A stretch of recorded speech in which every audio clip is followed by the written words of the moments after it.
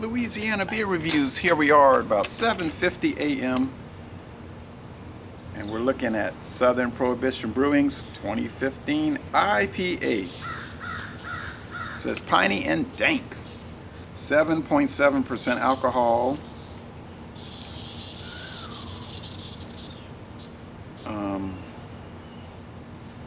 It's like 70 international bitterness units. Obviously introduced for once in 2015. Won't be coming out again. They change it every year. This company's only been around since 2013. They're in Hattiesburg, Mississippi. This is part of the Cicada series.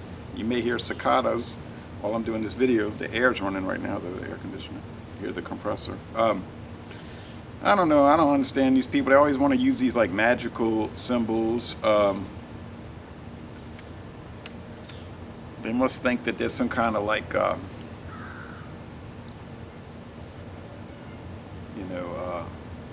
Aleister Crowley type acolytes,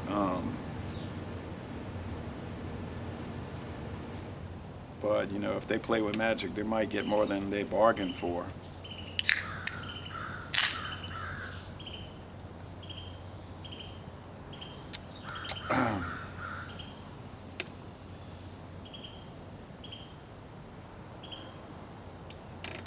Little devil will come at him like a dark horse. Anyway,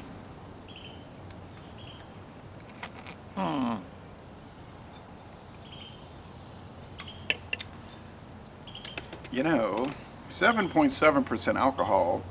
This is more like an imperial IPA or a double IPA or an extra IPA. That's a thick, slightly off-white head. And that is a very murky, quite bubbly, crackly.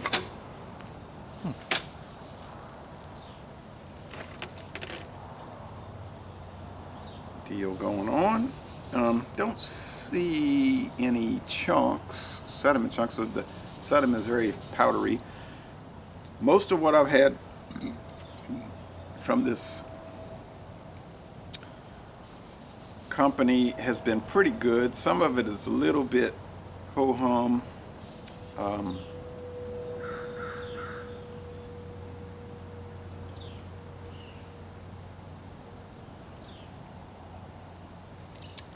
Let's see, I don't think this camera, oh yeah, I guess it is. I can't flip my screen and see the playback because it broke, kind of breaking down, but I'm trying to squeeze all the life I can out of the darn thing. I've only had it 2 years.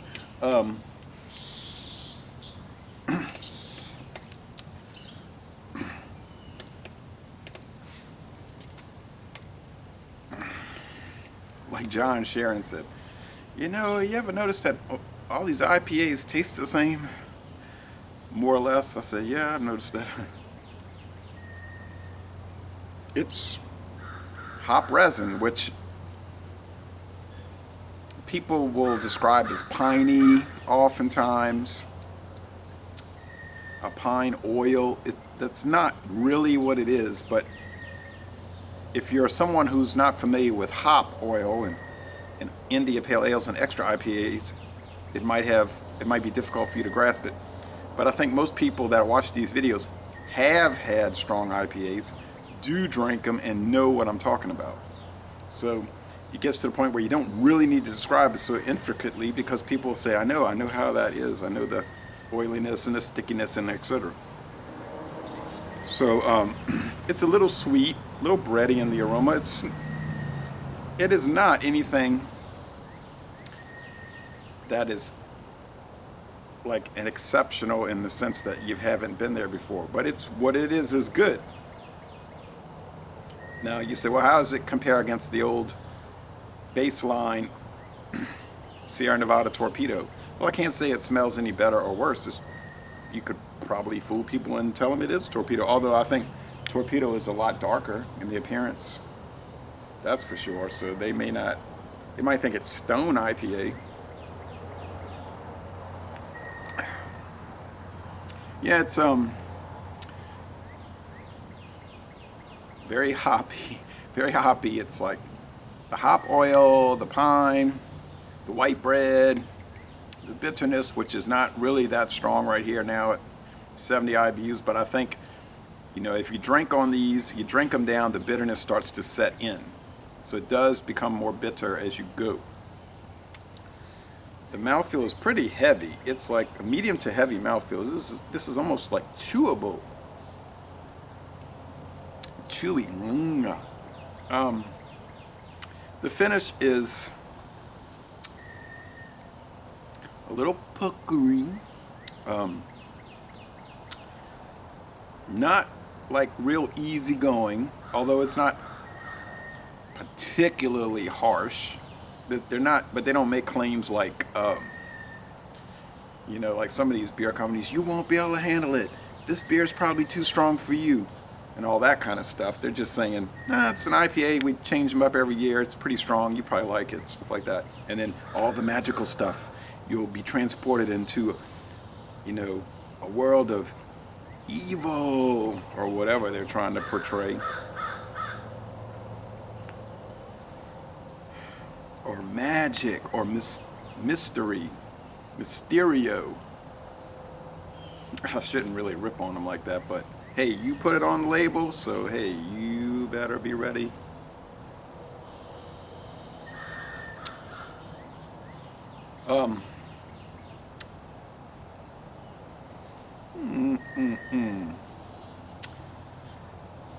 I don't think it costs too much. I bought a single at Stein's Deli. I can find the price. I have the receipt. But anyway, when you go to the grocery store and they've got Torpedo for $7.49 a 6-pack, and most of the other ones can't beat it, or they can, well, I guess tie it in many cases, so you can tell what the value is there. This might, I was trying to think, does it have something a little off or foul in it? There's something starting to develop in the bitterness that's kind of like,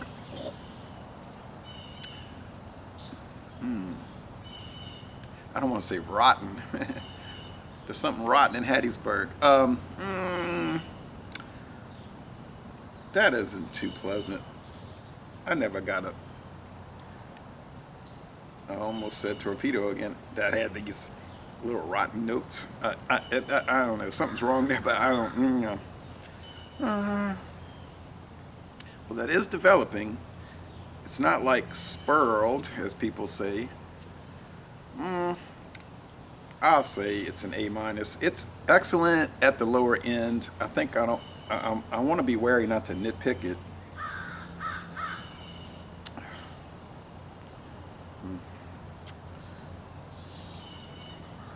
I think 2014 was better. It's good, but the bitterness is really, like I said, the bitterness is really setting in. So this thing is becoming bitter. Thank you for watching this video production. Laissez-les bon temps relate to an Laissez-les bon temps relate to an extent. And I'm gonna end this review by saying, y'all come on down to hot, and I mean really hot, New Orleans.